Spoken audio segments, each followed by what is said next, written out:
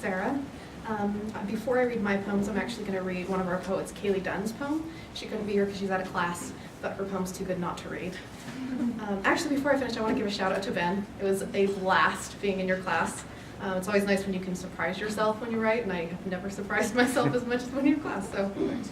All right, here's Kaylee's poem. Because I've spent my life becoming invisible, silent, huddled under the darkness and blankets that hid me from her screaming that shredded our cheap walls, transparent to Dad's glazed gaze and drooping, whiskey-soaked eyelids.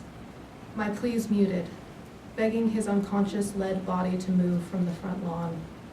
They never taught me fight or flight, just independence, accompanied through childhood by only an imaginary friend found in my mirror, playing in reflections. Reflections of a girl better than his yard of dirt littered with naked car frames and cigarette butts. Better than settling on the third marriage that scraped her insides hollow. Better than their pieces that compose what I am. So, what I'm trying to say is you don't see me either. Because it's easier to share your bed than share myself.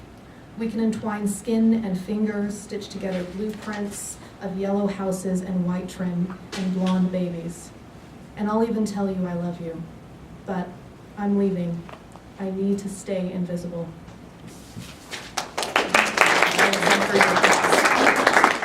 All right, this is my poem.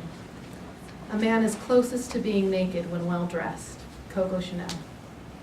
He's buttoned up something crisp, yoked, double-stitched lines stretch long along planes and hardened slopes of his skin. Thick barrel cuffs rolled.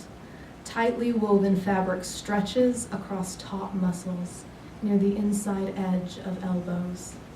Feel white broadcloth move as his shoulders tense, relax.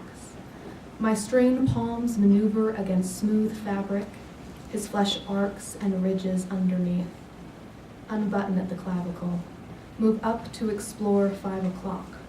Finger small hairs at his neck and push soft finger pads against 8 round plastic buttons. Counting each one as I follow lines down to where extra folds are tucked. All right.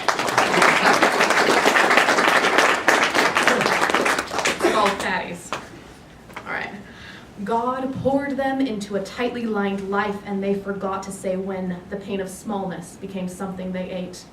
Or maybe they just couldn't speak around the chewing in their head, an expanding lack of space they gave up running after 30 pounds ago, and now try to choke down the gorge of almost goals. If they had goals, instead of rolls of fleshy issues, maybe they'd upheave the part of themselves that doesn't fit into the tiny seats of social expectation, but in a healthy way. Pop prescribed solutions into habits that never quite stick inside the filling decisions that only taste sweet on the way down to a version of humanity that no longer eats itself. So tell me, does the life I chose make me look fat, or is it just the dress?